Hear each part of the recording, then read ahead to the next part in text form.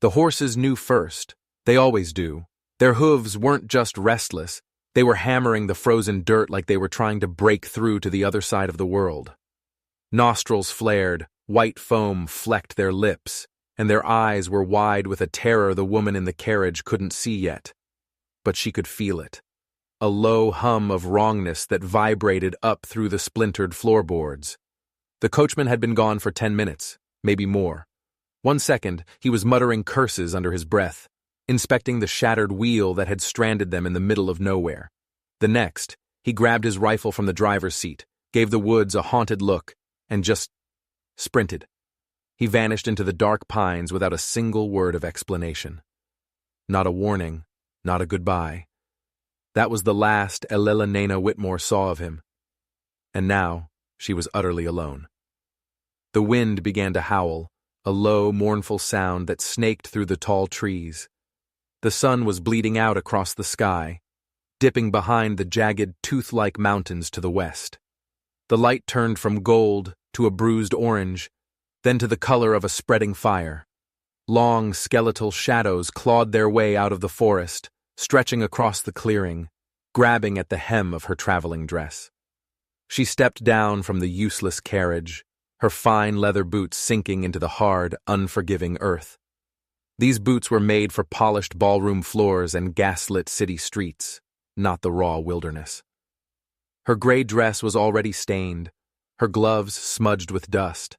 This was not where a Whitmore was supposed to be. This was the edge of the world. She pulled her scarf tighter, her eyes scanning the tree line. Nothing.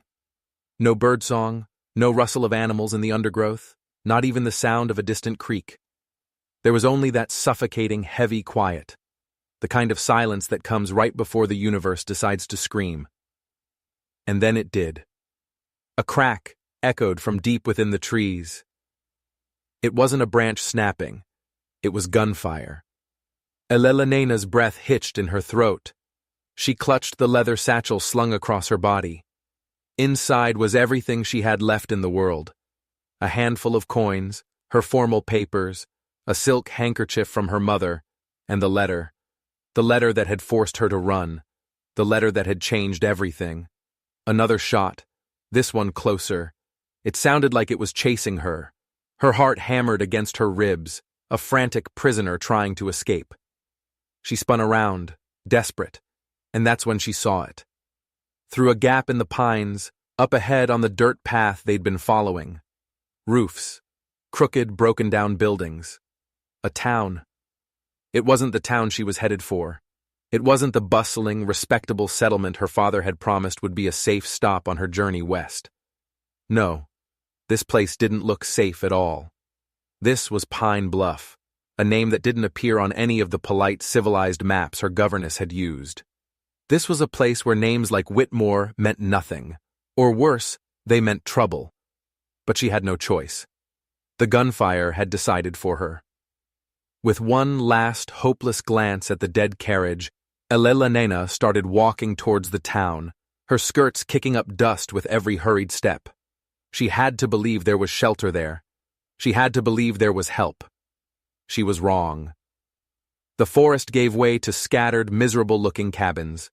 A church with a crooked steeple stood next to a saloon with half its roof caved in. The whole town looked like it had been coughed up by the mountains and left to rot. At first it seemed abandoned, a ghost town bleached by the sun and wind, but it wasn't empty. Oh no, it was far from empty. As she walked down what passed for a main street, she felt them. Eyes, following her from the shadows of porches. Men leaning against splintered posts, their faces hard and unreadable. Women peering out from behind cracked window panes, their expressions like closed doors. Even the children stopped their games, their marbles and balls forgotten in the dirt, just to stare at her as she passed. She was an alien, a creature from another world. And in this world, no one smiled. Her pace quickened, her breath coming in short, sharp bursts. Her throat was bone dry. The buildings seemed to press in on her, leaning over the narrow street, trapping her. The wind carried a foul cocktail of smells: wood smoke, sweat, cheap whiskey, and something else. something like decay. A voice cut through the silence, slick and dangerous. "Well, well, look what the wind blew in." She turned, her body going rigid. 3 men were lounging near the saloon's entrance. The one who spoke was tall, with a toothpick dancing in the corner of his mouth. Another one, burly and red-faced, was swinging a bottle by the neck. The third was younger, with a vicious scar that snaked down his jawline, pulling one side of his mouth into a permanent sneer. They all wore the exact same grin, the kind that never, ever reached the eyes. "Lost, sweetheart?" the tall one asked, taking a step forward. Elena didn't answer. She couldn't. Her voice was gone. She just clutched her satchel tighter and tried to keep walking, but her feet felt like they were sinking into mud. "Oh, don't be like that," the man with the bottle slurred, his voice thick. "It ain't often we get a real lady in a place like Pine Bluff." The one with the scar let out a low, predatory whistle. "Bet she tastes like perfume and pearls." That's when her legs gave up. They just locked in place. The tall man was right behind her now, his shadow swallowing her whole. She could smell the stale liquor on his breath. She forced herself to turn to face him. "Please," she managed, her voice a thin, reedy thing. I just need directions." "Sure," he said, his smile widening. He reached out and brushed a loose strand of her hair with his dirty fingers. The touch was electric, vile. "We'll give you a ride." Her heart didn't just thud now, it exploded. "Don't touch me," she said, and was shocked to hear the steel in her own voice. The man just chuckled, a low, rumbling sound. "Honey, touching ain't the worst thing that happens to pretty girls who wander into Pine Bluff all by themselves." She took a step back. They took 2 steps forward, closing the distance, cornering her. She looked around desperately, pleading with her eyes for someone, anyone, to help. But the town had gone deaf and blind. Doors that were ajar were now shut tight. Curtains that had been open were now snapped closed. Even a mangy dog she'd seen sniffing near the saloon took one look at the scene and trotted away, its tail between its legs. She was alone, completely and utterly alone. The man reached for her shoulder, his fingers crooking like talons. She squeezed her eyes shut, bracing for the inevitable. And then she heard it. It wasn't a voice. It wasn't a gunshot. It was a sound from the very dawn of time. It was the thunder of hooves. Not just trotting, but slamming into the frozen earth with a rhythmic, relentless power. It was the sound of an avalanche on horseback, a storm of muscle and fury tearing through the trees. The 3 men stopped dead. Their smirks vanished, replaced by a flicker of something ancient and primal, fear. The one with the bottle cursed under his breath. "Ah, hell!" Elena's eyes snapped open. She turned. A figure was emerging from the pines, riding like a demon out of the darkness. A tall man, cloaked in dark, heavy canvas and furs, was mounted on a horse so massive and black it seemed to drink the fading light from the sky. The man's hat was pulled low, casting his face in deep shadow, but she could see a thick beard, streaked with gray like iron filings. A powerful rifle was strapped to his back, and a huge hunting knife was sheathed at his hip. He didn't slow down. He didn't need to. The colossal horse galloped straight towards them and then stopped on a dime, just feet from where Elena stood frozen. It snorted, a plume of hot breath misting in the cold air, its eyes wild and intelligent. The rider looked down at her. His face was stone, carved by wind and hardship, completely unreadable. Then he spoke. His voice was like gravel and winter. "Get on." It wasn't a question. It wasn't an offer. It was a command. Elena blinked, her mind struggling to catch up. The 3 men behind her hadn't moved a muscle. They were rooted to the spot, paralyzed by the sheer presence of this rider. She looked from their terrified faces to the stranger's outstretched hand, and without another thought, without a shred of hesitation, she took it. His grip was like iron, calloused and firm. He pulled her up onto the saddle in front of him with an ease that was almost shocking. In a single fluid motion she was seated, pressed against the surprising warmth of his chest, her satchel clutched in her lap like a shield. The giant horse spun on its heels, kicking up a spray of dirt. The men didn't move. They wouldn't dare. They knew who this was. Or rather, what this was. They galloped out of Pine Bluff without a single word spoken between them. The cold wind was a knife against her cheeks, whipping her hair into her eyes. But she didn't care. She didn't know who this man was. She didn't know where he was taking her. But for the first time since her world had shattered, she wasn't running alone. And somewhere deep in the dark, silent trees ahead, the real story was just beginning. The one she was never meant to survive.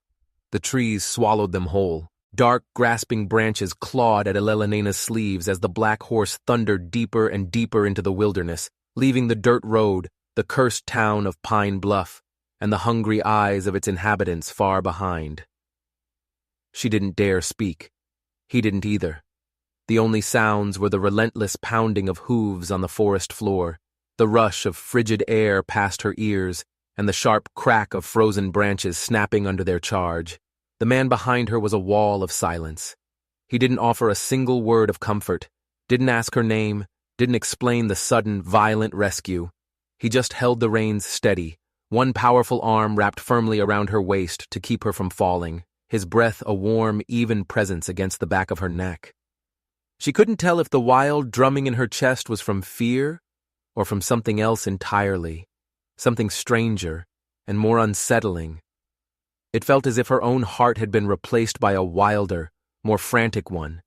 She'd never ridden like this in her life, not bareback, not at this breakneck speed, and certainly not pressed up against the hard body of a complete stranger through a forest that seemed to grow darker and more menacing with every single stride. It felt less like a rescue and more like an abduction by a force of nature.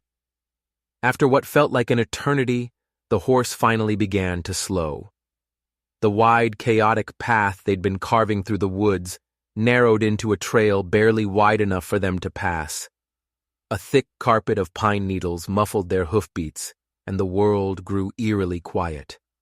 The last vestiges of twilight had faded, and only a pale, ghostly glow from the rising moon lit their way. They entered a small, secluded clearing. Nestled beside a half-frozen creek was a modest log cabin. It wasn't large, just a single solid room with a low-pitched roof. A thin gray tendril of smoke curled from its stone chimney, a faint signal of life in the vast emptiness.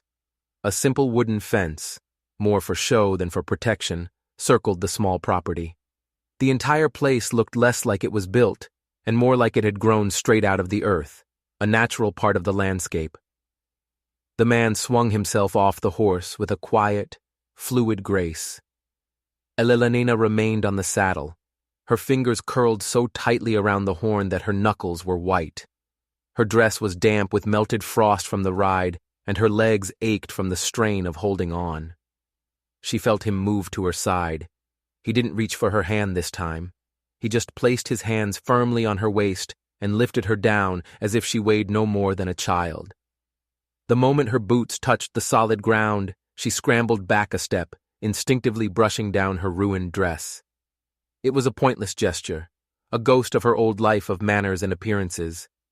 She noticed he gave her space. He didn't crowd her, didn't touch her again. He didn't even look her in the eye. He just turned and walked towards the cabin door, expecting her to follow. Inside, it was warmer than she could have imagined. A low fire crackled merrily in a large stone hearth, casting dancing shadows on the log walls. A heavy cast-iron pot hung over the flames, and the air was thick with the rich, savory smell of venison stew and wild herbs. It was the smell of survival. The cabin was rustic, but meticulously organized. The walls were lined with rough-hewn shelves holding neatly stacked tins, coils of rope, worn books with cracked spines, bundles of dried plants, and an array of well-maintained tools. A rifle leaned in one corner, and a pair of sturdy boots stood by the door. Everything had a purpose. Everything had its place. She hovered just inside the doorway, a fragile ghost in this fortress of solitude. "You hungry?" he asked. It was the first thing he'd said to her since the raw command. Get on.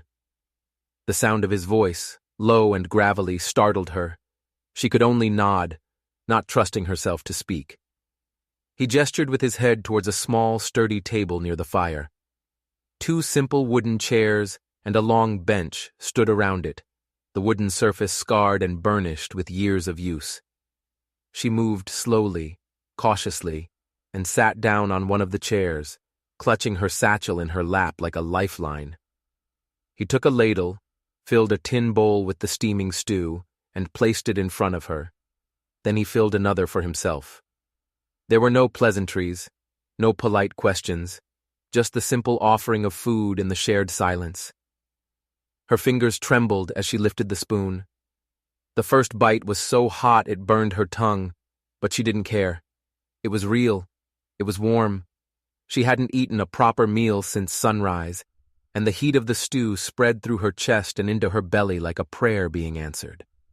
He sat across from her, his back ramrod straight, his dark eyes fixed not on her, but on the fire. "Thank you," she said, her voice barely a whisper. He gave a single, almost imperceptible nod. That was it. They ate in that charged silence for what felt like a long time. The only sounds were the crackling of the fire and the soft clink of their spoons against the tin bowls. When they were finished, he wordlessly took their bowls, rinsed them in a bucket of water, and then poured her a mug of a dark, bitter liquid that smelled of pine needles. It wasn't tea, not like any she'd ever had, but it was warm. He still hadn't told her his name. He hadn't asked for hers. It was as if their identities had been stripped away by the wilderness, leaving only 2 survivors in a room. She finally found the courage to speak again. "You didn't have to help me back there." He didn't look at her. He just stared into the flames, his profile like something carved from granite. "Didn't plan to." The words hit her with a surprising force. They were blunt, honest, and completely devoid of gallantry. It was more shocking than any insult. Then why did you?"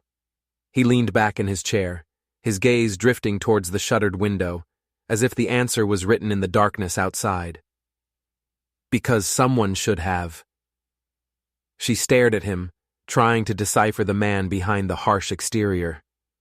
He was rough, not in a careless or dirty way, but in the way the land itself was rough. He was weathered, sun-browned, his edges sharpened by wind and work and a profound, bone-deep silence. His eyes were dark, steady, and held no apologies for who he was. "What's your name?" she asked, the question feeling impossibly bold. He was quiet for a long moment, the firelight playing across the harsh lines of his face. Finally, he answered, "Boone." Just that, one word. A name that sounded as hard and uncompromising as the man himself. She waited for more, a first name, anything. But he offered nothing. She found herself smiling, a small, tired twitch of her lips. Fair enough. He stood then, his large frame seeming to shrink the small cabin. He walked to a tall wooden cabinet in the corner and pulled out a thick, folded wool blanket. He tossed it onto the long bench beside the hearth. "You'll sleep there," he said, his tone flat, final. "The fire stays lit. The door stays locked. If you hear anything, you stay down. And you don't scream." A cold knot tightened in her stomach. "Do you expect something to happen?" He paused at the door, his hand resting on the heavy wooden frame. He looked out into the impenetrable blackness of the forest. "In Pine Bluff," he said, his voice low and grim, "things always happen." Then he was gone, stepping out into the cold and pulling the door shut behind him. She heard the heavy bolt slide into place from the outside. He had locked her in. Or, she thought with a sudden chill, he had locked the rest of the world out. She sat in the flickering firelight for a long, long time after he left. The room smelled of pine smoke, dried sage, and something else, something faintly metallic, gun oil. She ran her fingers over the coarse, scratchy weave of the wool blanket. He hadn't asked who she was. He hadn't asked what she was running from. He hadn't leered or called her sweetheart. He had simply looked at her like she was a person, not a prize or a problem. And for the first time since she'd fled her gilded cage in Charleston, since the carriage had shattered, since the menacing grins of the men in Pine Bluff had surrounded her, she wasn't trembling. She wasn't on the verge of tears. She was just alive. Somewhere out in the deep, dark woods, a wolf howled, a long, lonely cry that was swallowed by the immense silence. Elena wrapped the heavy blanket around her shoulders, lay down on the hard bench, and stared into the heart of the fire. Her body ached, her mind raced, but for the first time in weeks, her heart was calm. And outside, in the biting cold, a man named Boone stood watch, a rifle resting in the crook of his arm. His eyes weren't just scanning the trees for danger, he was listening for the silence to change, because he knew it always did, and when it did, he'd be ready. Morning arrived not with a gentle dawn, but with a biting, invasive cold that seeped through the logs of the cabin. Elena stirred under the heavy wool blanket, her back a tapestry of aches from the hard, narrow bench. Her carefully pinned hair had come undone during the night, and loose strands clung to the dried sweat on her cheek.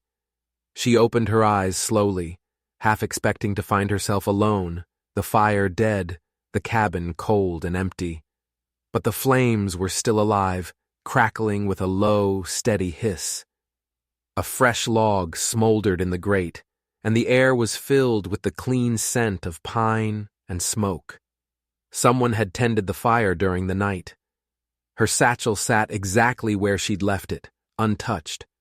There was no sign that Boone had re-entered the cabin, yet the evidence of his presence was undeniable. She sat up, pulling the blanket tight around her shoulders against the chill. For a moment she just listened. The whisper of the wind against the shutters, the sizzle of the burning wood, and another sound. A sound from outside. It was a steady, rhythmic thud, sharp and deliberate. Curiosity overriding her caution, she padded over to the small window and carefully lifted the corner of the rough burlap curtain he'd tacked over it. Outside, in the crisp morning light, Boone stood beside a large, split stump near the creek. His sleeves were rolled up past his elbows, revealing thick, corded forearms. The axe was raised high over his head, a silver crescent against the pale blue sky. He brought it down with a powerful, practiced swing. There was a clean, satisfying crack as the blade split a thick log in two perfect halves. He didn't even pause. He bent, set another log on the stump, and repeated the motion. It was a dance of pure, raw efficiency. She watched him, mesmerized. There was a profound simplicity to it. Not just the physical labor, but the way he moved, the way he existed in this space. He wasn't just living on the land. He was a part of it, as elemental as the rock and the trees. And watching him, something deep in her chest, something she thought had died long ago, gave a small, painful twist. She dressed quickly, pulling on the same worn travel dress from the day before, now even more wrinkled and stained. She slipped her feet into her ruined boots and stepped outside. The frozen ground crunched under her feet. Boone didn't look up as she approached, but he knew she was there. "You're up," he said, his voice an even rumble. He swung the axe again. Crack. I could say the same. "Been up since before the sun." Another log split cleanly. "Creek's gonna freeze solid by next week. Need enough wood to last through a real storm." She wrapped her arms around herself, the cold air biting at her skin. "Do you always do this all alone?" "Yes." Another swing, another log cleaved in two. The words came out before she could stop them. "Let me help." That made him pause. The axe stopped mid-swing. He turned his head slightly, his dark eyes narrowing as he finally looked at her. The wind lifted a few strands of his dark hair from under his hat. He studied her for a long moment, his gaze analytical, as if he were weighing her, measuring her worth in a currency she didn't understand. "You ever used an axe before?" he asked. "No, but—" "Then no," he cut her off, turning back to his work. "You're not helping." Her chin lifted, a spark of defiance igniting within her. "You didn't ask if I could learn. You just assumed I couldn't." He let out a grunt, something that might have been a laugh on another man. He set the next log in place. This isn't a game, it's work. Real work. It gives you blisters and splinters and a cold that bites right through to your bones. There's nothing fancy about it. I'm not asking for fancy, she retorted, her voice stronger now. He raised the axe again, hesitating. He looked over his shoulder at her. Why? What? Why do you want to help? She faltered for a second. No one had ever asked her that. They just told her what to do, what to be. Because, she said, finding the truth in her own words. I don't want to just sit by the fire like some fragile doll waiting to be rescued. I'm tired of waiting. He lowered the axe completely then. He looked at her, truly looked at her, and after a long, silent breath, he walked over to the fence post. He picked up a smaller hatchet that was leaning there and handed it to her, handle first. Start with the kindling, he said, his voice flat. He pointed with his chin toward a pile of thinner branches and logs stacked near the cabin wall. Split them down the middle, clean and even. She took the tool, surprised by its solid weight. It felt real in her hands. She nodded, walked over to the pile, and awkwardly crouched to set her first piece of wood on a flat stone. Her first swing was a complete miss. The hatchet head bounced off the side of the wood with a dull, embarrassing thud. She flinched, her cheeks burning. From behind her, Boone said nothing. He just went back to the rhythmic crack of his own axe. She adjusted her grip, channeled her frustration, and tried again. She missed again. Gritting her teeth, she swung a third time, focusing all her attention on the small piece of wood. This time, the blade landed true, but it was a shallow bite, not enough force. She was weak, unskilled, but she wasn't a quitter, not anymore. She tried again, putting her whole body into it. The log cracked with a sharp, splintering sound, falling into two perfect halves. It was a small victory, but it felt monumental.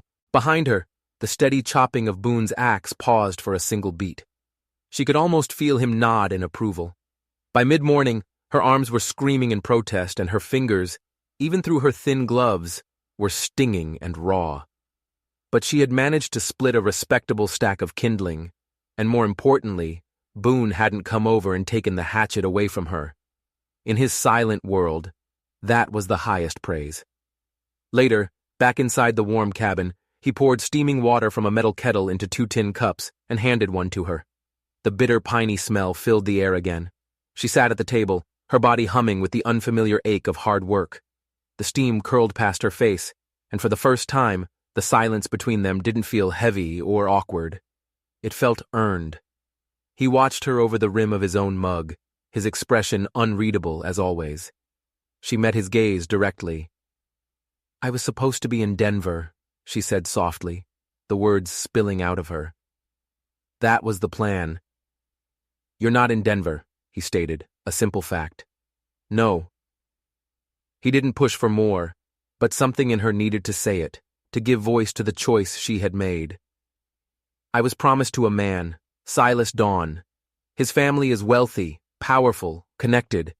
My father arranged the whole thing. He said it was for the good of our family name. Her voice was laced with a bitterness she hadn't realized was there. Boone's face remained a mask of stone. So I ran, she continued, her gaze dropping to her raw hands. I took what little money I could, paid a driver to take me west, and told no one where I was really going. I thought I could just disappear, start over somewhere no one would ever think to look for a Whitmore.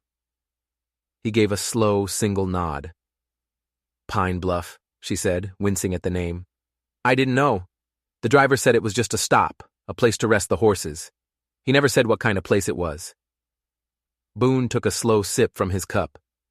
No one ends up in Pine Bluff on purpose, he said, his voice a low rumble. Pine Bluff is where the world spits you out when it's done pretending to care. The silence returned, but it was different now. It was softer, filled with unspoken understanding, like the stillness of the air just before snow begins to fall. Why are you here? she asked, her voice quiet. Why live like this, so far from everything? He didn't answer for a long time. He just stared into the fire, as if seeing ghosts in the flames.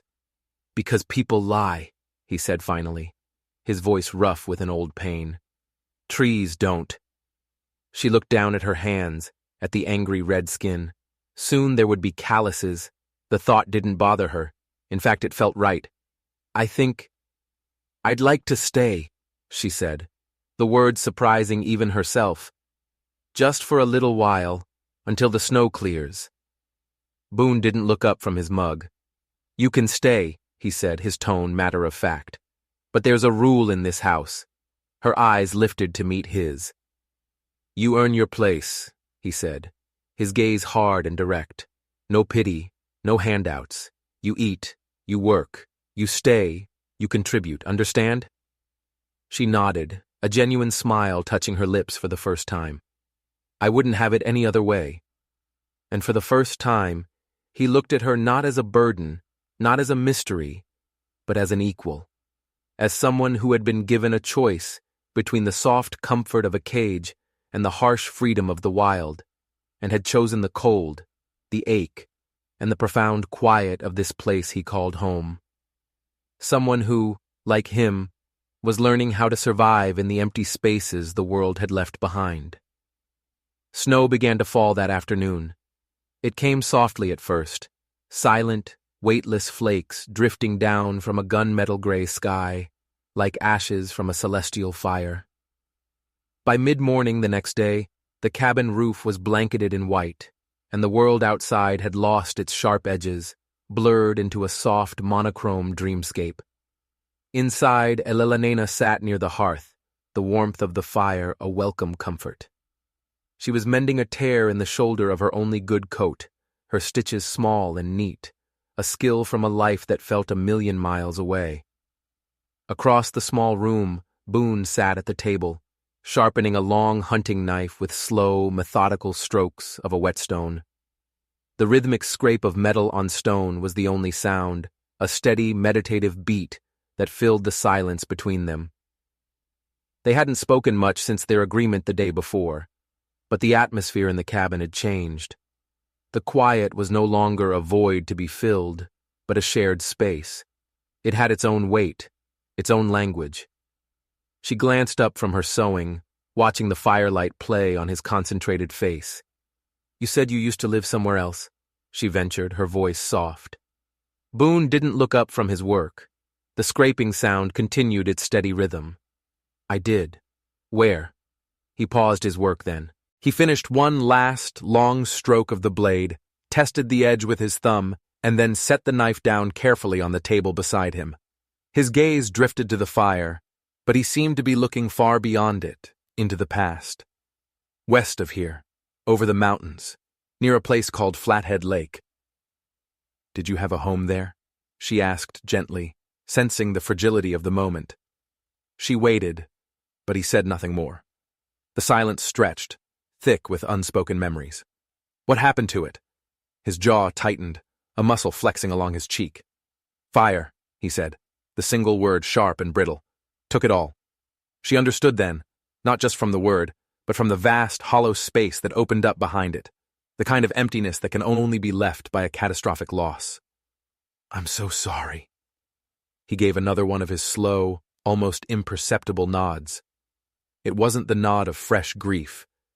It was the weary acknowledgement of a man who had lived with his pain for so long it had become a part of the furniture, a silent resident in the house of his soul. Elelena set her mending aside. You lost someone, she stated, not as a question, but as a certainty. Boone stood abruptly, the sudden movement startling her. He walked to the wooden cabinet, his back to her, and pulled down a glass jar filled with dried beans. He set it on the counter beside the stew pot with a thud. I lost everyone, he said, his voice flat and dead. It wasn't a wall he put up.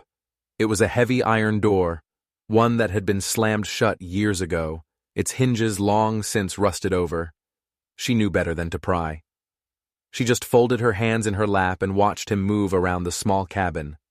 He was measured, efficient, a man who had perfected the art of keeping busy, of filling every moment with a task to keep the ghosts at bay. "Boone," she said, after a long, quiet pause, "what's your first name?" He began stirring the pot of beans, his back still to her. The question hung in the air between them. "People have names," she pressed softly. "You saved my life. I feel like I should know the name of the man who did that." He stopped stirring. He turned his head slowly over his shoulder, and his dark, haunted eyes met hers across the room. The firelight flickered in their depths. "Calder," he said. "Calder." She repeated the name in her mind. Calder Boone. It suited him. It was a name that sounded like it had been carved from stone and solitude. It was strong, solid, enduring. She opened her mouth to say his name, to thank him for trusting her with it, but before she could speak, he froze. His body went rigid, his head tilted slightly, his eyes sharp and focused on the front of the cabin. A predator, sensing a change in the wind. "What is it?" she whispered, her own body tensing in response. He didn't answer. He held up a hand for silence. In 3 long, silent strides, he crossed the room, the newly sharpened knife already in his hand. He was reaching for the rifle leaning against the wall when the knock came. It wasn't a polite knock. It was 3 sharp, brutal raps on the wooden door, loud and commanding, powerful enough to rattle the doorframe and shake the dust from the rafters. Elelenina's pulse skyrocketed. Calder didn't even look at her. He just pointed a finger, a silent, urgent command, towards the dark space behind the stone hearth. She didn't hesitate. She moved without a sound, scrambling into the shadows and crouching low, her back pressed against the cold stone. Her hands were trembling, but her mind was clear. She remembered the other knife, the one for kitchen work, left on the table. Her fingers found the cool handle. The knock came again, harder this time, imperious. Calder moved to the door, the big rifle now held loosely at his hip, pointed towards the floor but ready. He slid the bolt back with a heavy thud and opened the door just a crack. A blast of cold air and swirling snow blew into the cabin. Framed in the doorway was a tall man in an expensive black woolen coat, flanked by 2 other men, both armed and looking grim. They were well-fed, well-dressed, and radiated an aura of absolute confidence. The kind of confidence that comes from owning the world and everyone in it. From her hiding place in the shadows, Elelenina peeked around the edge of the hearth, and her blood turned to ice. Silas Dawn. He hadn't changed at all. The same slicked-back dark hair, the same arrogant tilt of his head, the same smug, condescending expression he always wore, the look of a man who believed he was 3 steps ahead of everyone else in the room. He was slowly pulling off his fine leather gloves, as if he had all the time in the world. "Well now," Silas said, his voice smooth and cold as polished marble. He let his gaze sweep over the rustic interior of the cabin, a look of mild disgust on his face. "I'd heard the rumors, but I thought they were just stories. A wild man in the mountains."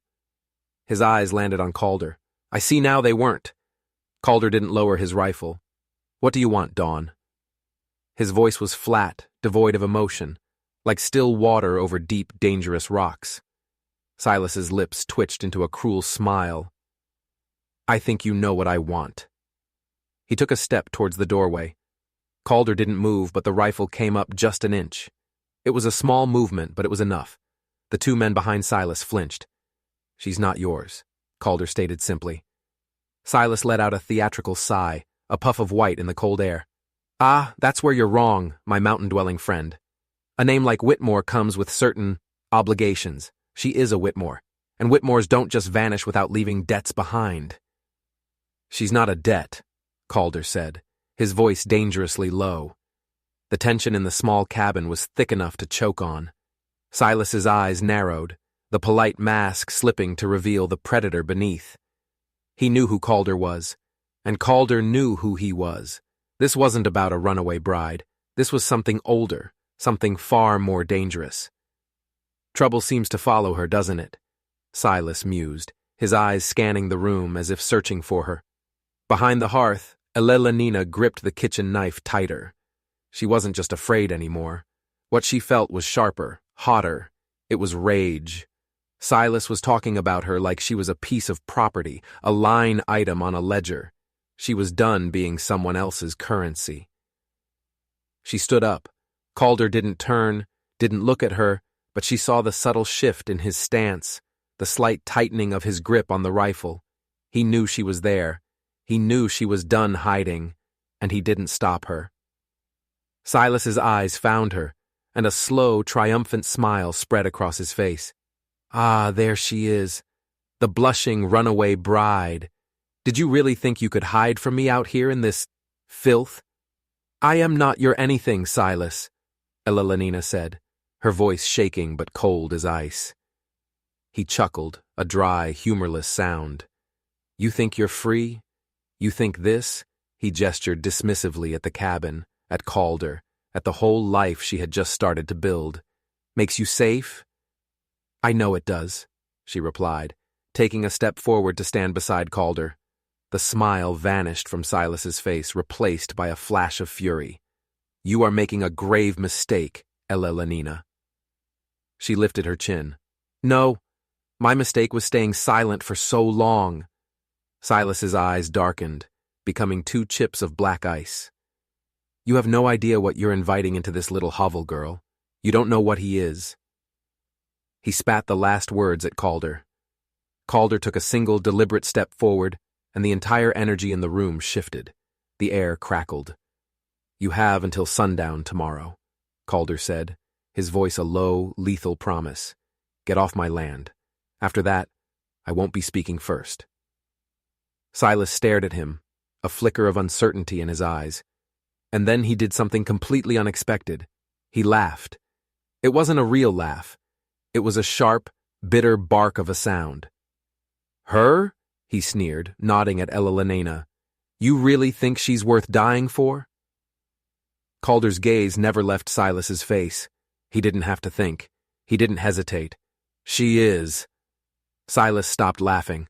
The confidence drained from his face, replaced by pure, venomous hatred. He gave Elelenina one last cold look. You will regret this, he hissed. He turned sharp and slow, and stalked back out into the snow. His men followed, casting nervous glances back at the cabin, as if it might grow teeth and devour them. The heavy door slammed shut. Calder slid the bolt home.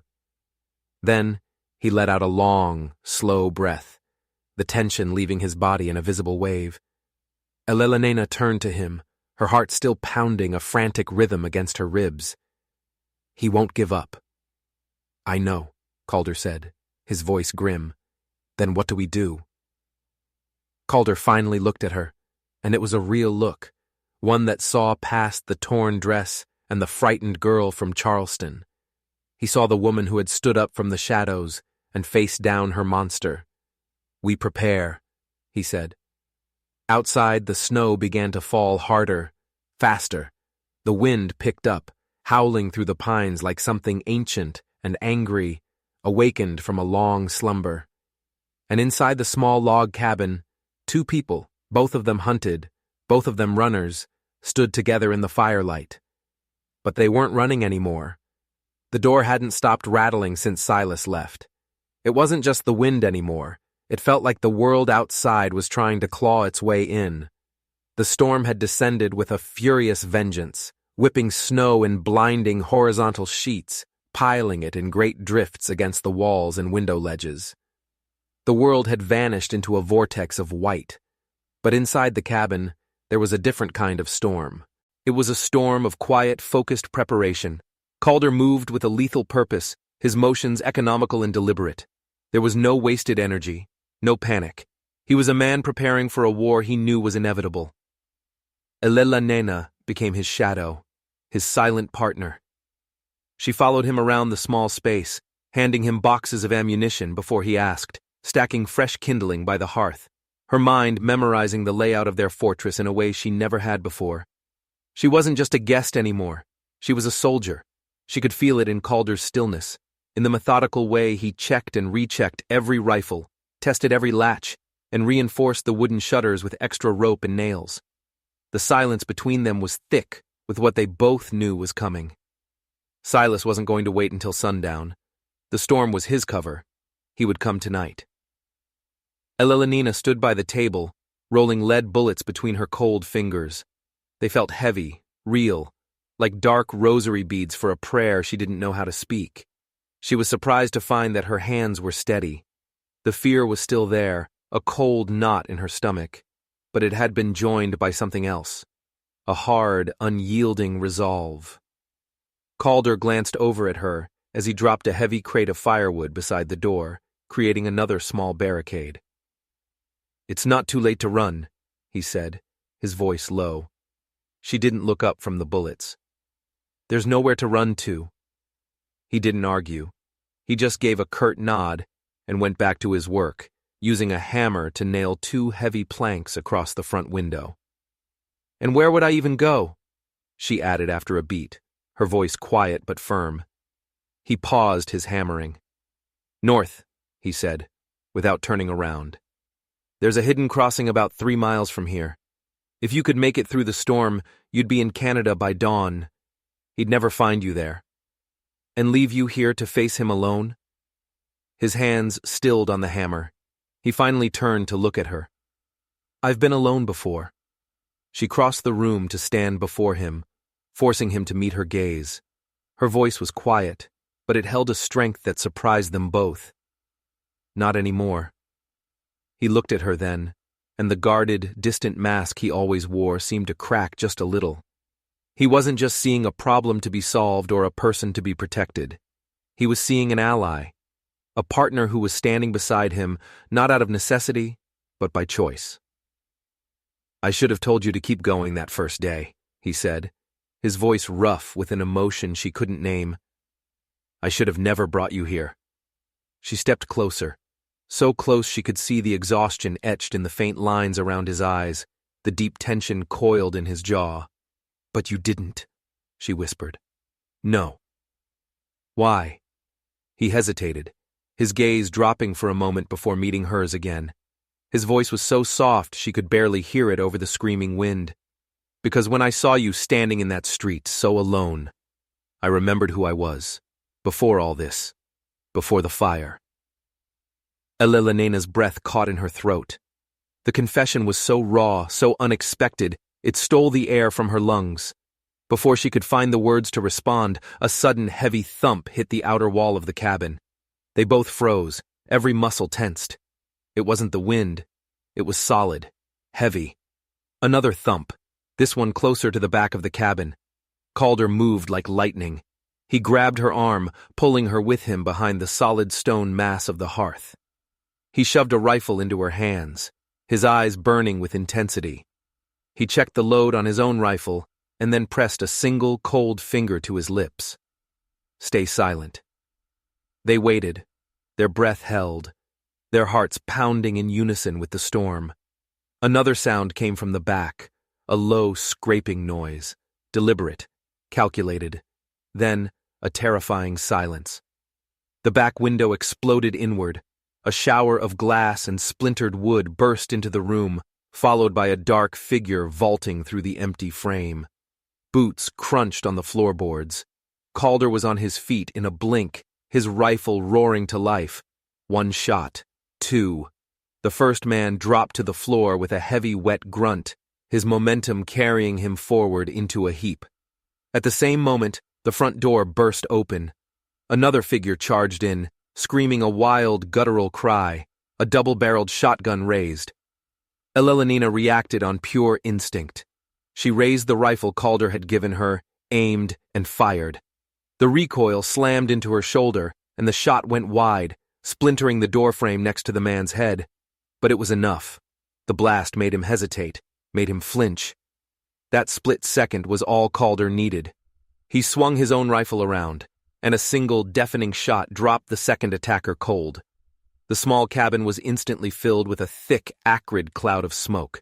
The smell of gunpowder, blood, and melting snow stung her nostrils. A third man, seeing his partners fall, ducked low and charged through the open doorway, a long, wicked-looking blade clutched in his hand. He was on Calder before he could reload.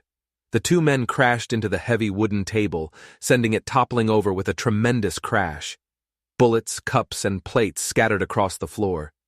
Elelena saw the glint of the knife as the man raised it to strike Calder. Her rifle was empty. She didn't think.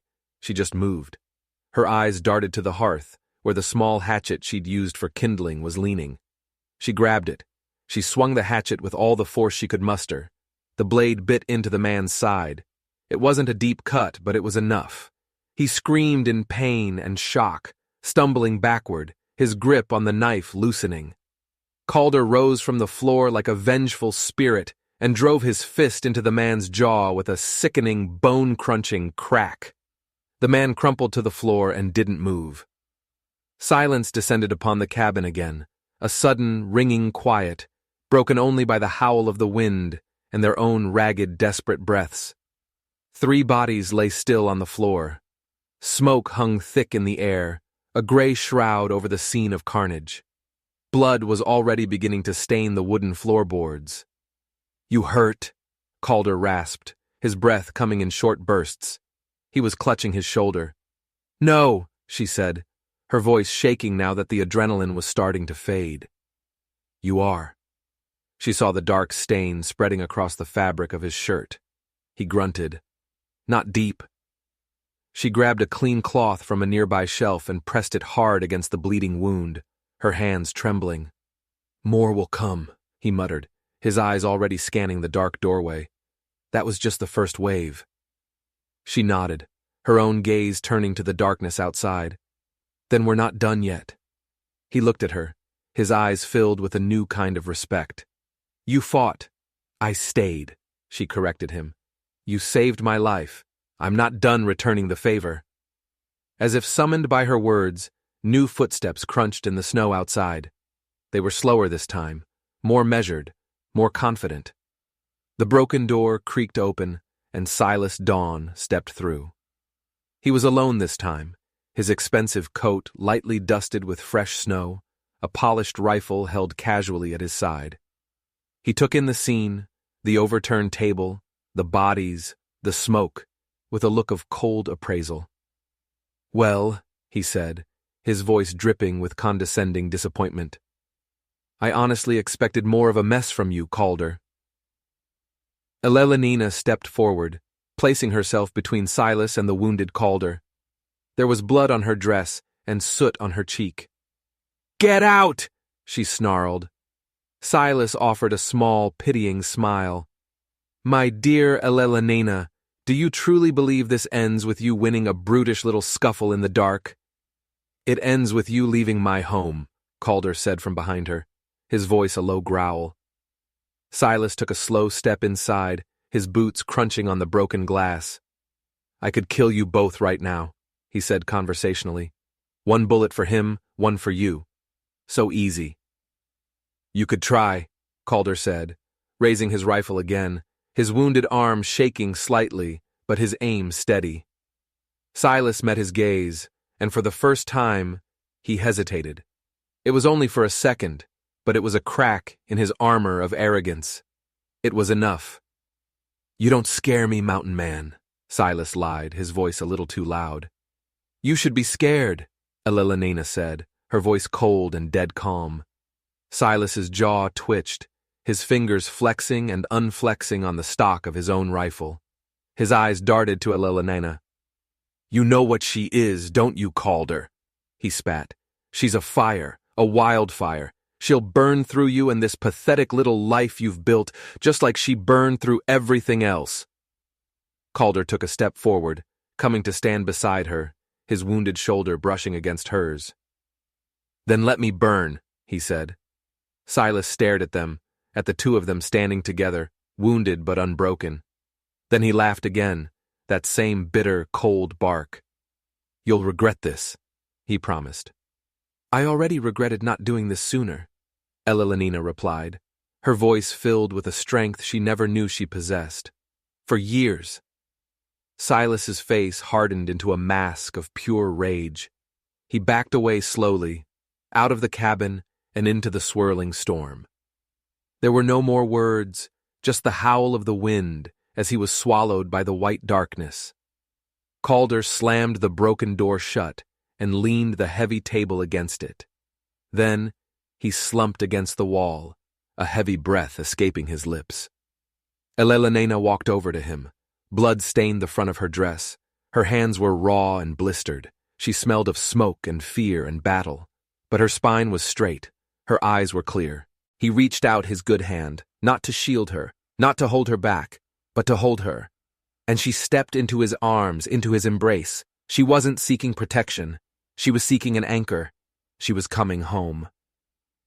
The fire crackled in the hearth. The storm screamed its fury outside. But inside the broken cabin, something fundamental had shifted. They were no longer defending. They were deciding what came next. The storm raged all through the night, a relentless howling beast clawing at the walls of the cabin. It scrubbed the world clean, burying the tracks, the blood, and the bodies under a thick, silent blanket of white. The world outside had disappeared, and with it, time itself seemed to stop. Inside, Elelena did not sleep. She sat by the fire, the rifle across her lap, and watched Calder's chest rise and fall in the heavy sleep of exhaustion and pain. After the last of Silas's men were dragged out into the storm, Calder had nearly collapsed. She had forced him to sit, had torn open his shirt with a firm hand, and had cleaned the ragged wound on his shoulder. Then, with a needle and thread from her small sewing kit, she had stitched the flesh back together. Her hands, which had trembled with fear just hours before, were now steady with purpose. She had never sewn anything living before. Dresses, yes. Drapes, certainly. But never the skin of a man. Now, in the flickering firelight, his face was slack with sleep. The hard lines around his eyes and mouth softened. The constant tension that seemed braided into his very being was gone. He looked younger this way, less haunted. She kept her vigil through the long, dark hours. Every creak of the cabin's logs, every sudden gust of wind against the shutters made her flinch, made her reach for the rifle. But no one came. Silas was gone, for now.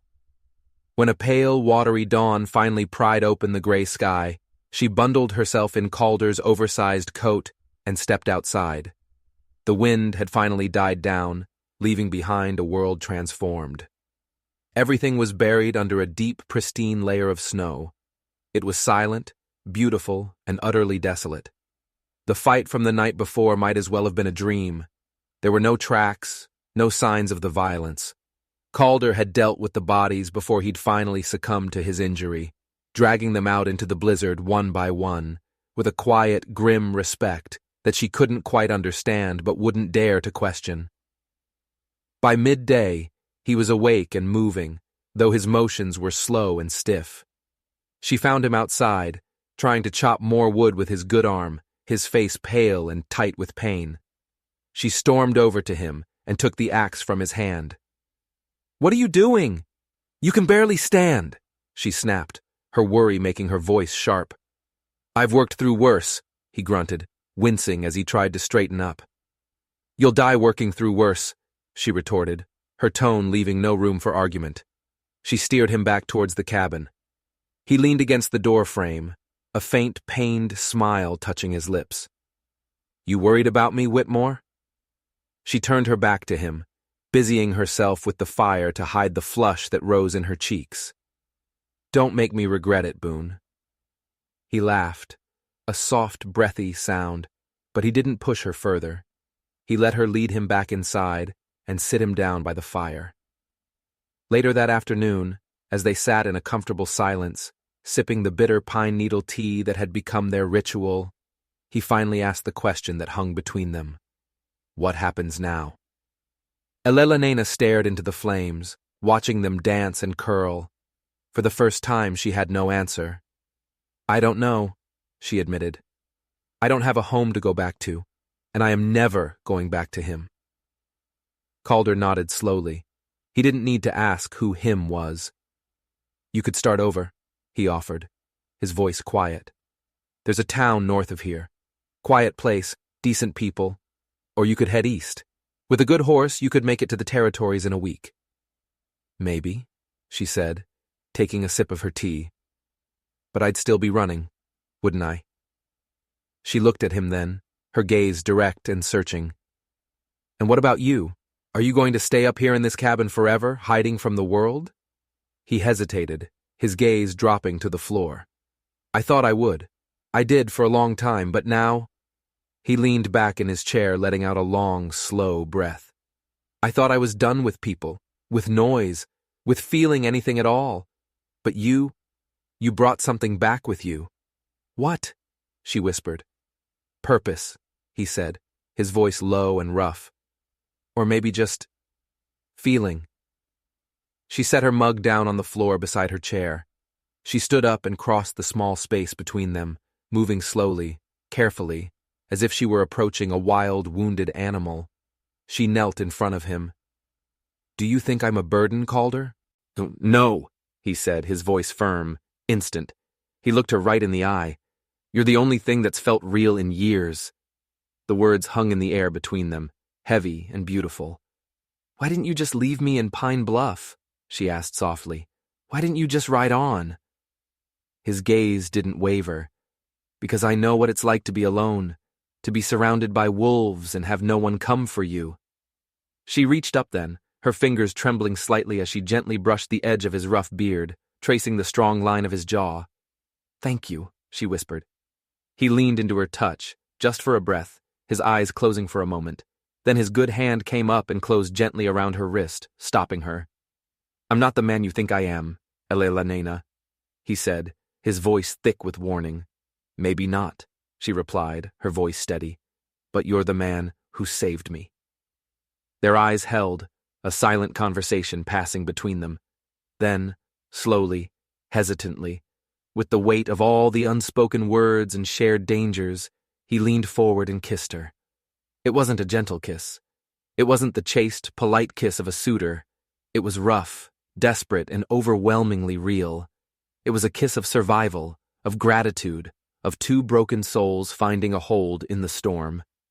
His arm wrapped around her, pulling her in, while her own hands clutched at the back of his shirt, afraid to let go, afraid this moment wasn't real. The fire crackled. The wind whispered at the window panes. But they didn't hear it. The world had shrunk to the space between their lips. When the kiss finally broke, they rested their foreheads together, breathing the same air, their hearts beating a matched rhythm. I'm not going anywhere, she said, her voice a fierce, determined whisper. I'm not asking you to, he replied. The rest of the day passed in a new kind of silence. It was comfortable, intimate, filled with the quiet rhythm of shared tasks. She boiled more water and helped him change the dressing on his wound. She tried to make bread from the last of their flour. It came out hard as a rock, but they ate it together by the fire, and it was the best meal she'd ever had. That night, she didn't sleep on the bench. She laid her own bedroll of blankets on the floor beside his. In the deep dark, when the fire had burned down to glowing embers, she reached out and found his hand beneath the blankets. He didn't flinch. His fingers curled around hers, warm and strong. I want to build something, she whispered into the darkness. What kind of something? He asked, his voice a low rumble beside her. A life. He squeezed her hand. You already started. The next morning, the sky was a brilliant, cloudless blue. The storm had passed, revealing the sharp, majestic peaks of the mountains, their tops gleaming white against the endless sky.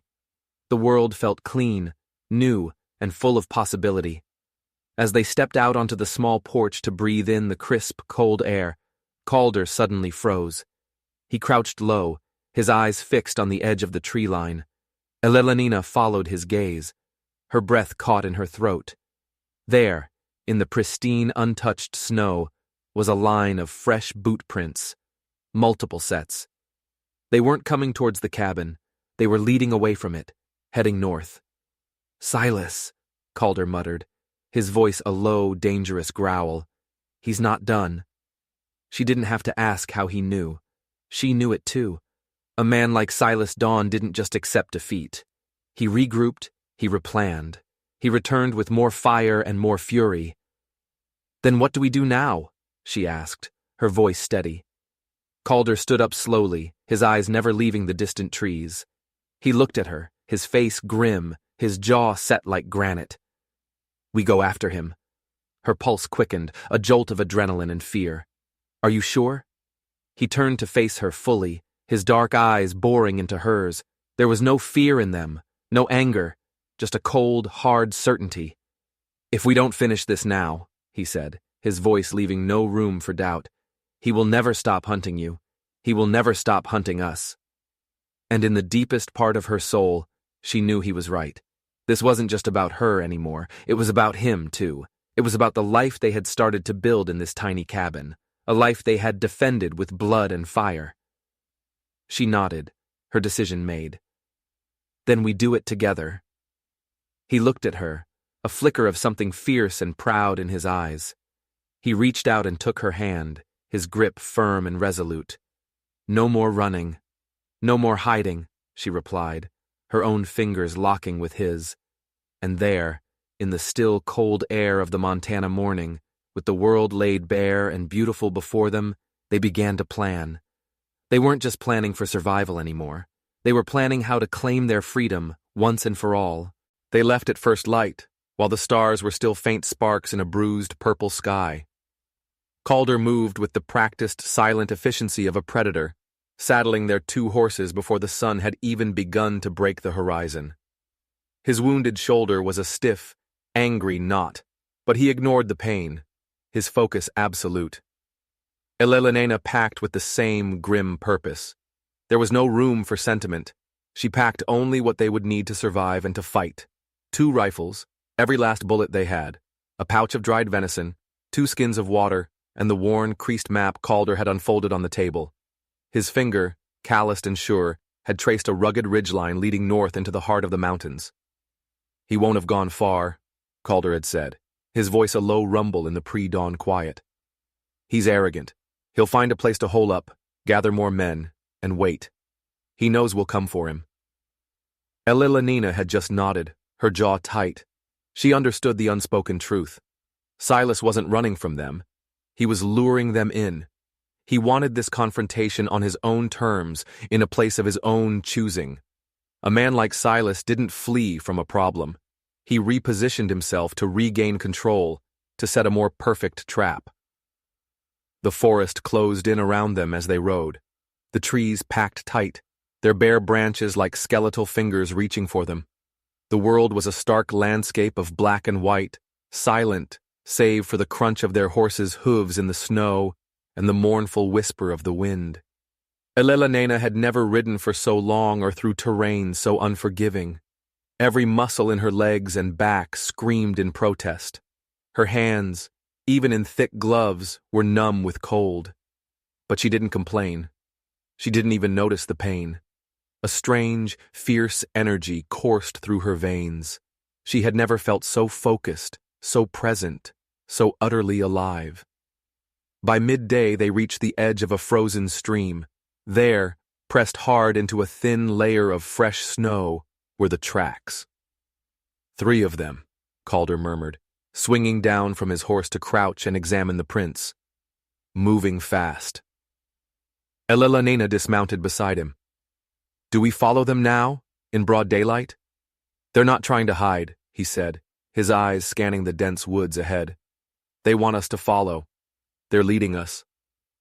It wasn't a question of if they would walk into the trap, but how they would spring it on their own terms. They pushed forward, keeping to the high ground, staying close to the ridge where the trees offered cover. Every few hundred yards, Calder would rein in his horse, his head cocked, listening. His eyes, narrowed and sharp, missed nothing. The sudden silence of bird calls, a broken branch that looked out of place, the faint scent of wood smoke on the wind. Elelena found herself mimicking him, her senses sharpening, tuning into the subtle language of the wilderness. She was learning. Silas was laying a trail of breadcrumbs, and Calder was reading the story they told. They made camp before dusk, not in an open clearing, but tucked away in the hollow of a massive fallen pine tree. They used pine boughs to camouflage their small camp and kicked up snow to mask their trail. Calder built a small, smokeless fire, a hunter's trick, digging a pit so the flames were hidden from view. Elelenena cooked their meager meal, a handful of dried beans and strips of tough venison. They ate in silence, their backs pressed against the same cold log, their rifles always within arm's reach. "Why didn't you kill him?" she asked softly, her voice barely disturbing the immense quiet of the woods. "Back at the cabin, when you had the chance." Calder stared into the small, hidden flames, his face a mask of shadows. He let out a long, slow breath, a cloud of white in the frigid air. "Because I've killed enough men in my life," he said, his voice heavy with a weariness that went bone deep. "And if he comes for us again?" she pressed gently. "If it's him or you." His jaw tensed, a muscle flexing along his cheek, but his voice remained low and steady. "Then I'll kill one more." The fire popped, a soft sound that was swallowed by the forest's stillness. She didn't need to ask any more questions. She understood. They slept in shifts that night.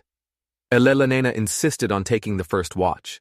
She paced slowly in the small, sheltered space, her rifle feeling solid and comforting in her hands. She scanned the impenetrable darkness of the trees, listening for any sound that was out of place. But nothing came. The forest was holding its breath. Calder took over after midnight. She woke to see his powerful silhouette framed against the star-dusted snow, the hood of his coat pulled low, his rifle held in a relaxed but ready grip. She lay in her bedroll for a long time, just watching him. She wasn't watching for safety anymore. She was watching him for the simple, profound peace it brought her. In the morning, there were fresh tracks at the edge of their camp. They were smaller than the others. Elelenena knelt beside one, her fingers tracing its outline in the snow. "A scout," she whispered. "They're closer than I thought," Calder said, his voice a grim whisper. "They're circling us now, trying to box us in." "What do we do?" He looked up, his gaze fixed on the rocky, snow-covered ridge that loomed above them. A slow, cold smile touched his lips. It was a terrifying sight. "We stop being the prey," he said, "and we start being the hunters." By noon they had reached the top of the bluff, having led their horses up a treacherous, winding game trail. From their vantage point, they could see the entire valley spread out below them. It was a bowl of dense woods and rocky outcrops, and there, near the center, was a dilapidated, half-burned trapper's cabin. A faint, almost invisible wisp of smoke curled from its crooked stone chimney. Calder didn't need to say the name. Silas. They lay flat on the cold rock, hidden by a cluster of windswept pines, and watched the cabin for hours. They saw two men standing guard out front, their rifles held loosely, their feet stomping against the cold. A third man moved like a ghost between the trees, a perimeter guard. There was no sign of Silas himself. "We wait for dark," Calder said, his voice barely a breath on the wind. "Then we move in." Elelenena just nodded. The fear she had once known, the panicked, helpless terror, was gone. It had been burned away and replaced by something cold and sharp and hard. She wasn't just Elelenena Whitmore, the runaway fiancé anymore.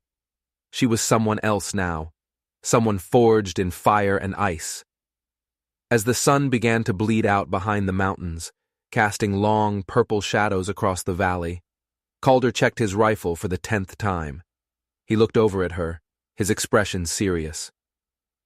"You don't have to go down there with me," he said quietly.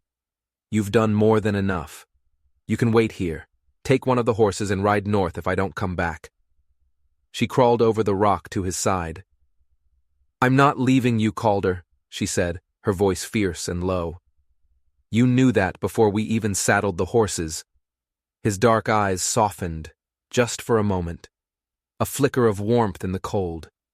They moved when the darkness was almost complete, when the only light came from the cold, distant stars and the ghostly glow of the snow. They descended the slope with painstaking slowness, using every tree, every rock for cover. Calder moved like a shadow, a phantom in the night. Elelenina stayed low behind him, mimicking his every move, her heart a steady, focused drum in her chest. The first guard never saw it coming. Calder emerged from the darkness behind him like an avenging spirit. There was the dull, sickening thud of the rifle butt against the man's skull, and he crumpled to the snow without a sound. The second guard, hearing the faint noise, turned. His eyes went wide as he saw the two dark shapes emerging from the trees. He was too late. Elelenina had her rifle raised. She fired. The shot was a deafening crack that shattered the stillness of the valley, echoing off the mountainsides. The guard dropped hard. A shout erupted from inside the cabin. A door burst open, and Silas was there, framed in the yellow lamplight. He held a pistol in one hand and a flaming torch in the other, the firelight dancing wildly across his enraged face. "I thought you'd come creeping in the dark," he roared, his voice filled with manic fury. "You never did know how to die quiet, did you, Boone?" Calder stepped out from the cover of the trees into the circle of torchlight. "I came to finish this," he said, his voice calm and lethal. "Careful, mountain man," Silas sneered, his eyes wild. "There's a fine line between being brave and being stupid." Calder didn't answer. He just raised his rifle. Silas moved with blinding speed. He dropped the torch and fired his pistol in the same motion. A shot cracked through the night air. Calder cried out, stumbling back a step. Elelenina's heart stopped, but he didn't fall. A dark stain bloomed across his arm, but he stayed on his feet, his jaw set, his eyes blazing. He raised his own rifle, steady and sure, and fired once. The shot was sharp, final. Silas dropped his pistol. He staggered backward, clutching at his side, a look of pure shock on his face. Dark blood was already seeping through the fingers of his hand. He collapsed in the doorway of the cabin, his breath coming in ragged, wet gasps. Elelenina rushed to Calder's side, grabbing his wounded arm. He winced but shook his head, his eyes still fixed on the fallen man. They advanced on the cabin slowly, their weapons still raised, their hearts pounding. Silas looked up at them from the floor, his face pale, his eyes still smoldering with a dying, impotent hatred. You think you've won," he rasped, a bloody froth on his lips. "But she'll ruin you, Calder. She'll burn you down." Calder didn't speak, but Elelenina did. She stood over the man who had haunted her life, the man who had tried to own her, and she looked down at him without pity. "I've already been ruined," she said, her voice cold and clear. "I'm done letting anyone else do it for me." Silas's head dropped back against the floorboards, his eyes rolling up into his head. He was still breathing, but only just. Calder knelt beside him, felt for a pulse, then stood up, his face grim. "We leave him," he said. "He'll come back for us," she said. Calder shook his head. "Not from this." They turned their backs on him. They turned their backs on the smoking torch hissing in the snow, on the burned-out cabin, on the wreckage of a life built on power and fear. And side by side, wounded but victorious, they walked back into the darkness of the woods, towards a future that neither of them could name yet, but that both of them knew had finally, truly begun. The cabin was still standing when they returned, a lonely, wounded sentinel in the vast, white silence. The front door, which Calder had crudely patched, hung crookedly on its leather hinges. Dried blood stained the floorboards in dark, ugly patches. The heavy table was still broken. The back window was a gaping, shattered maw, and a few loose pages from one of Calder's worn books fluttered in the draft, coated in a fine layer of soot. But it was still theirs. It was still home. Elelenina stood in the doorway for a long moment, her eyes taking in every detail of the wreckage. She didn't cry. She didn't even flinch. She simply stepped inside, her boots crunching on the debris, as if she were reclaiming a sacred space. Behind her, Calder leaned his good shoulder against the doorframe, his movements slow and pained. The makeshift bandage on his arm was soaked through with fresh blood. He stood tall, watching her, waiting to see what she would do. She walked to the hearth, knelt on the cold stone, and with her bare hands, She began to sweep the old ashes aside. Then, as if guided by an ancient instinct, she reached for the tinderbox. She struck flint to steel, sending a shower of sparks into the dry tinder, and gently, patiently, she blew on the fledgling spark, coaxing it, nurturing it, breathing life back into the heart of their home. The fire caught slowly, reluctantly at first, but then it grew and it burned. They spent the rest of that day working in a comfortable, shared silence. She found some spare planks and some old canvas and mended the broken window. Calder, using his one good arm, reinforced the broken door. Together, they righted the furniture, swept the floor clean of glass and dirt, and boiled water to wash away the last traces of the violence that had violated their sanctuary. By dusk, the cabin looked like a home again. It was imperfect, scarred, wounded, but it was breathing.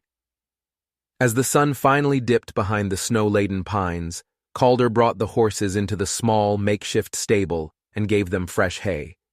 Elelena, using the last of their flour, baked a loaf of bread. It was dense and misshapen, but as they sat together at the reassembled table, tearing off chunks and eating it in the quiet, flickering light of the fire, it felt like a feast. Neither of them spoke of Silas. They didn't need to.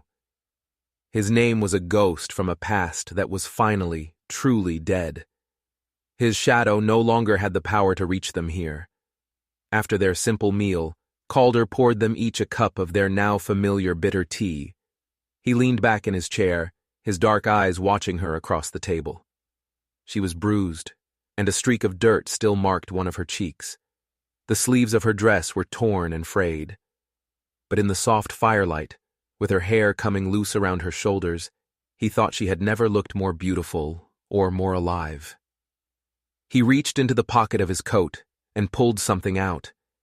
It was the small, delicately embroidered handkerchief she had carried with her from Charleston, the one with her initials, E.W., stitched in fine silver thread. She must have dropped it during the fight. "I thought I'd lost that," she murmured, her voice soft.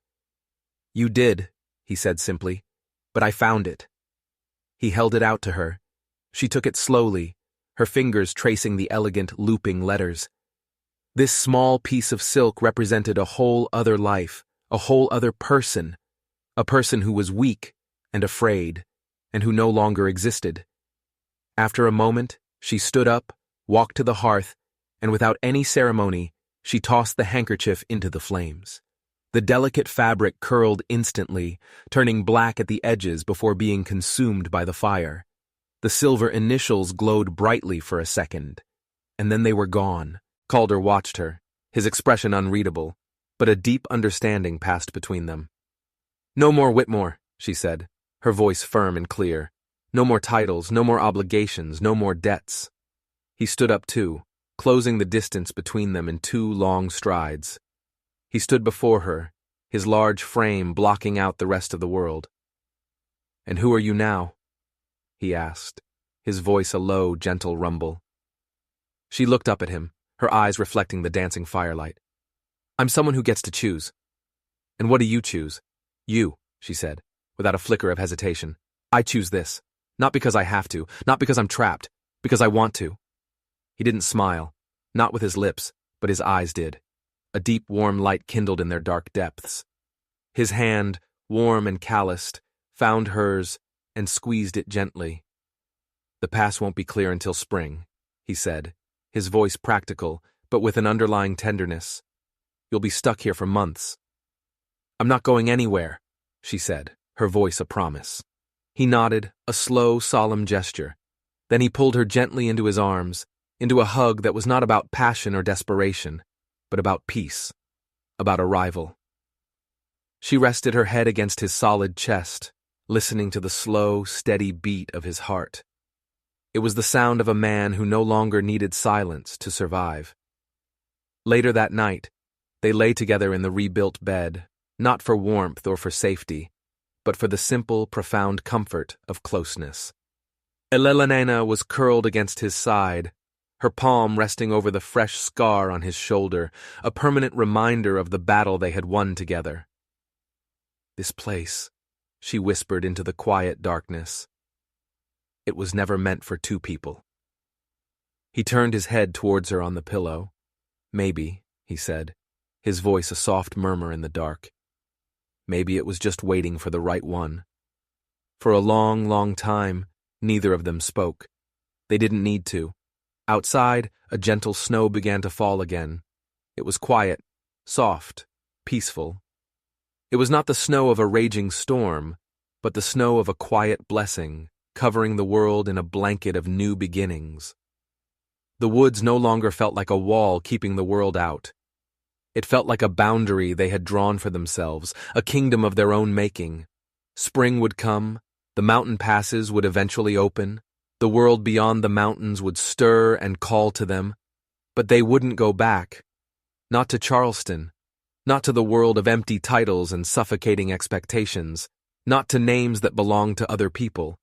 In the weeks and months that followed, their lives took on a new rhythm. Elena planted a small herb garden behind the cabin in the rocky soil.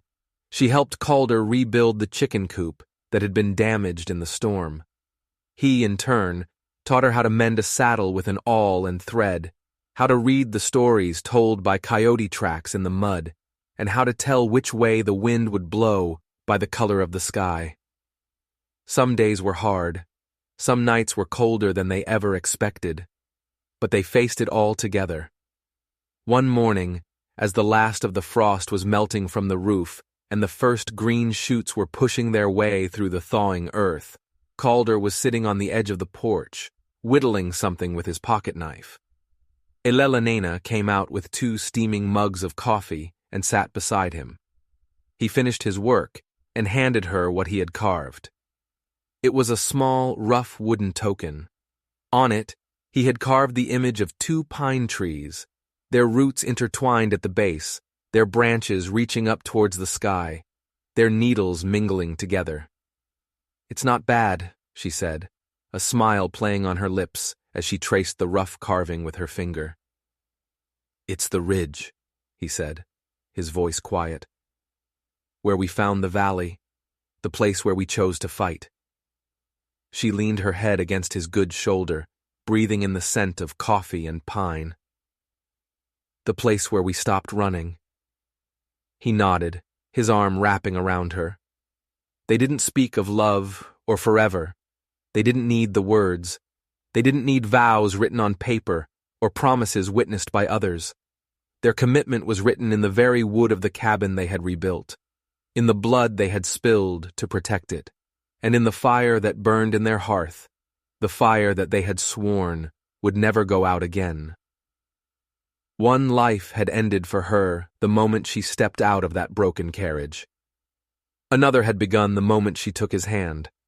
And here, in the vast, untamed, and beautiful quiet of the Montana wilderness, a new story, their story, had finally taken root. If you are on the edge of your seat through Elena and Calder's story, do me a favor and smash that subscribe button. And let me know in the comments, what do you think would have happened if that mysterious rider hadn't shown up in Pine Bluff? I read every single one. Thanks for watching.